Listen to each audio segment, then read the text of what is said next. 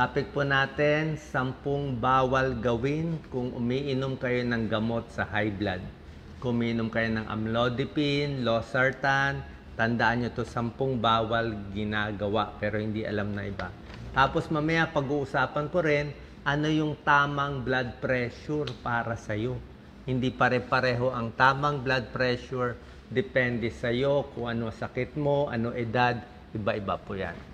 Okay? So basically, ang alam lang natin, 120/80, pinakamaganda, di ba? Tapos, ang cut-off natin, mga 140/90, mataas. Pero mamaya, merong mga variation yan. Kadalasan yung iniinom na gamot sa high blood, tulad na sinabi ko, amlodipine, calcium channel blocker yan, losartan, ito yan, angiotensin receptor blocker, merong mga pril, mga enalapril, captopril, merong mga metoprolol, beta blocker, at iba pa.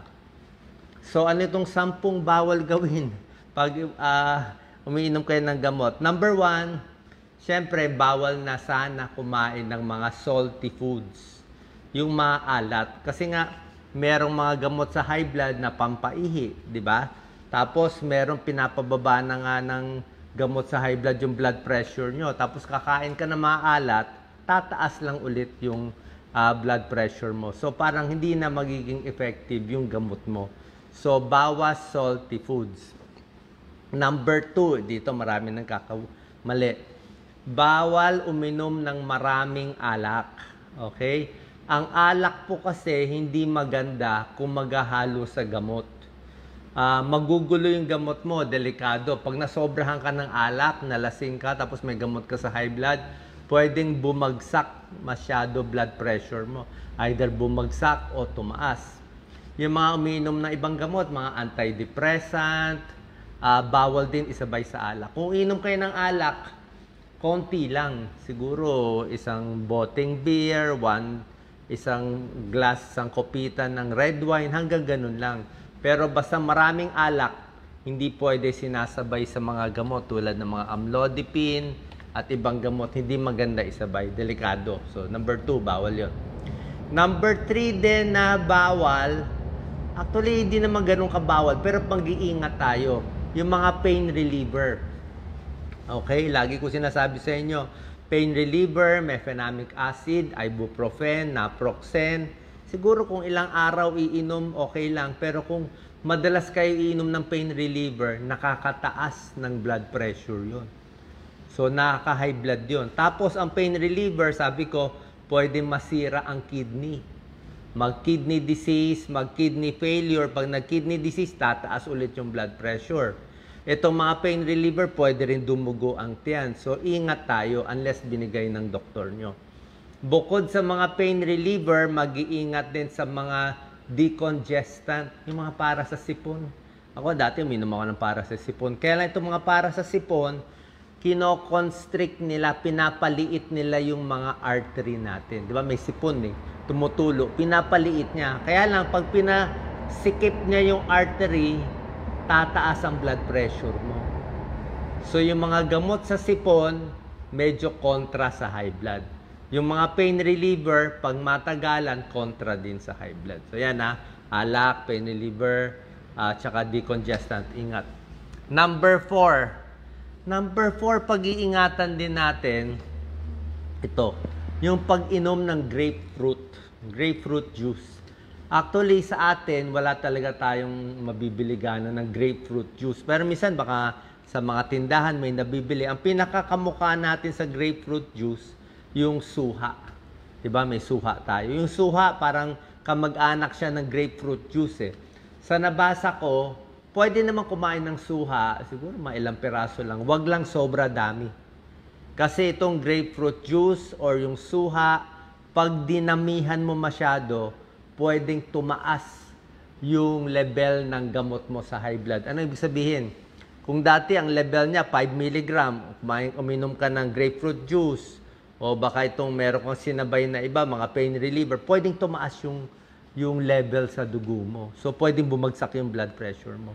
Kasi may interaction yung grapefruit juice, yung suha, tsaka ibang gamot sa gamot ninyo. Okay, so wag paghahalo. Proven po yan. Number 5 na bawal gawin kung umiinom kayo ng gamot sa high blood, ito super bawal to. Bawal mabuntis. Okay? Paano bawal mabuntis?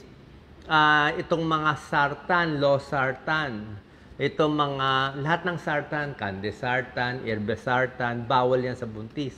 Lahat ng pril, captopril, enalapril, ano pa bang mga pril, perindopril, lahat yan hindi pwede sa buntis. Pwede maging abnormal yung baby. Okay? Kaya yung mga balak magbuntis, let's say 20 years old o 30 years old kayo, na high blood na kayo, medyo dapat i-check mo kung buntis ka o hindi. Or, mas okay pa yung mga amlodipine, yung sinasabi kong amlodipine. Pwede ba siya sa buntis? Hindi totally pwede, pero hindi siya ganun kasama. Mas masama yung mga losartan, yung mga enalapril, mas hindi siya maganda sa baby. Pero ang amlodipine, medyo okay. Yung mga metoprolol, a little okay. Pero pag nabuntis na kayo, tapos high blood, papalitan na to ng doktor. Hindi rin to bibigay sa iyo. Iba bibigay sa inyo. Yung mga apresolin, yung mga iba bibigay. Mga aldomet, iba yung mga ibibigay na gamot. So, bahala na yung doktor ninyo. Okay? So, sa buntis, iniiba ang gamot.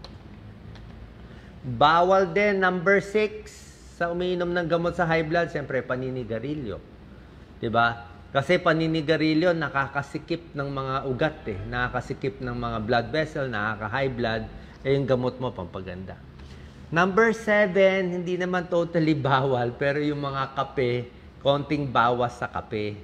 Kasi sobra daming caffeine, brewed coffee, high caffeine, sama mo na energy drinks, o yung mga matataas talaga sa caffeine, pwedeng magpataas ng blood pressure, magpakabog ng dibdib. Number 8, bawal. Pag uminom kayo ng gamot sa high blood, siyempre number 8 is sobrang stress. Diba? Kahit may gamot ka sa high blood, pag i-stress mo talaga yung sarili mo, very anxiety, panic, nervyos, maha-high blood ka pa rin talaga. Number 9, bawal itigil ang gamot. Okay? So, doktor mo lang mag-a-adjust. Tsaka yung gamot, pinakamaganda inumin, sabi ko nga, sa gabi. Sa gabi, basically, mas maganda inumin yung gamot. Depende sa doktor nyo, kung twice a day, may umaga, may gabi. Pero kung isa lang ang choice, mas maganda sa gabi iniinom para protected kayo sa early morning. And number 10, ayaw mo rin yung high cholesterol diet na matataba. Diba? Yung mga maraming saturated fat, trans fat, nakakabara na ugat. So, yan po, yung mga pag-iingatan natin kung umiinom kayo ng gamot sa high blood. Next, ito pag-usapan natin. Ano ang tamang blood pressure para sa'yo? Diba? Tinuro ko nga sa inyo, mga 140. Diba? Ito mga level eh. Pero kung titignan mo, ito, medyo maliit lang eh. Iba ang level ng blood pressure sa iba't ibang sakit. Ayan, oh, may iba't iba. Oh. Iba-iba ang number. Ayan, oh. Pag meron kang, dun muna tayo sa mga serious lang. Sa mga serious disease, yung mga aortic disease, yung mga aneurysm na malala, gusto mo mababa sa 120 over 80. Gusto mo mababa siya talaga. Diba? Yung mga na-stroke, dumugo yung utak. Gusto ba natin mataas, mababa, normal. Yung dumugo ang utak, actually, ang gusto ng mga neurologist, medyo mataas. Yung mga na-stroke, gusto nila medyo mataas. May bara. Gusto mo low. Okay? Ayaw mo rin sobrang low pag na-stroke. Kasi baka mawalan din ng blood supply. Okay?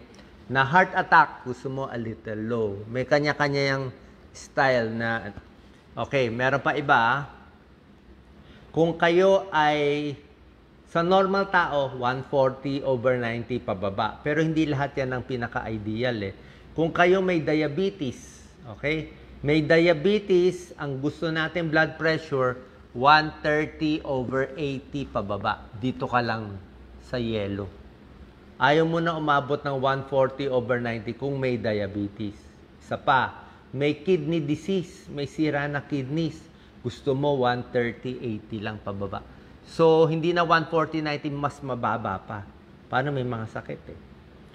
Yung mga senior, may edad, okay, 60, 70, Ano gusto mo? Actually, pag senior, medyo ina-allow natin a little high. Minsan 140, 150, minsan pwede pa. Okay? Hanggang 140, 150, kung wala nararamdaman, okay lang. Pero kung may nararamdaman, maganda pa rin ibaba. Ang mga may edad po kasi, mapapansin nyo, ang blood pressure nila, ang high blood ng may edad, yung unang numero, yung systolic. Alam ko po yan, bilang internist, bilang cardiologist, yan talaga. Pag may edad, mapapansin mo ang BP nila ganito. 170/60. Yan, 170/60. Yun ang high blood nila, yung unang number. Laging ganon. 180/60. Yung mga bata, iba naman ang high blood. Yung mga edad 30, 40 years old. Ang high blood nila, yung diastolic, yung numero sa baba. Yung mga batang may high blood, mga edad 30, ang blood pressure nila ganito. 140/100. Yan, yung ilalim ang mataas. O minsan 140/110. Ganyan yan. Kasi bata, matanda, basically pag matanda kasi matigas na yung mga ugat. Matigas at mas marupok na. Yun ang difference. Okay? Sa buntis, yun din ang target. Minsan a little low din gusto natin. On the other hand, gaano naman kababa ang delikadong blood pressure? Yan. Anong pinakamababa? May nagtatanong. Low blood. Ang pinaka-low blood na pwede, yung talagang cut-off natin, wala na dito eh, low blood na to eh. 90/60. Usually hanggang 90/60 lang pwede na. Pero sa Pilipino, marami kami nakikita, Pilipino, sa babae, sa payat na babae, pwedeng may edad. Basta pag payat siya, na siguro wala pang 100 pounds, minsan blood pressure 80 lang. 80/50, let's say, edad 20 years old na payat, okay lang yon, kaya nila, basta hindi sila nahihilo. So, lastly, paano natin masasabi kung very low ang BP o delikado? Ganito ginagawa natin. Chine-check namin yung blood pressure. Siyempre, dapat relax ka, di ba? Para makuha ng tama yung blood pressure. Chine-check namin blood pressure, nakatayo muna. So, tayo yung pasyente, kunin yung blood pressure. Let's say, blood pressure niya, 120/80, nakatayo. Okay, normal. Okay. So pag upo, makita mo mataas pala. Iba yun. So, kung nakaupo siya, high blood siya, let's say, mataas ang blood pressure niya, 140/100. Tapos, pinatayo mo, yung 140/100, biglang bumagsak, naging 120 na lang siya. Hindi po maganda yun. Ibig sabihin, orthostatic hypotension. Sabihin, pag tumayo, bumababa yung dugo. Ito yung biglang tayo, dumidilim. Ibig sabihin, dapat kasi yung upo and tayo, halos pareho dapat ang blood pressure. So, pag upo mataas, tumayo, biglang bumaba, parang yung dugo nag-ipon sa may paa, sa baba, nagkulang ng dugo sa ulo. Kaya ang gagawin dyan, sabi ko, huwag tatayo agad, sipa-sipa, para siguradong okay ang blood pressure. Final tips, minsan merong mga na-stress lang. Marami na-stress. Pag tumataas ang blood pressure, may problema, may nagalit, may kaaway, may natakot, kulang sa tulog, high blood din, halo-halong dahilan. So, pag nervyos ang problema, meron tayong para sa stress. So, deep breathing, relax lang, upo lang muna, parang tutumba-tumba ka lang, ganyan lang. 5 minutes, pahinga. Okay, wag magsasalita bago ka magpa-check. Yun ang tamang blood pressure. Sana po nakatulong itong tips natin. Share po natin sa ating kababayan.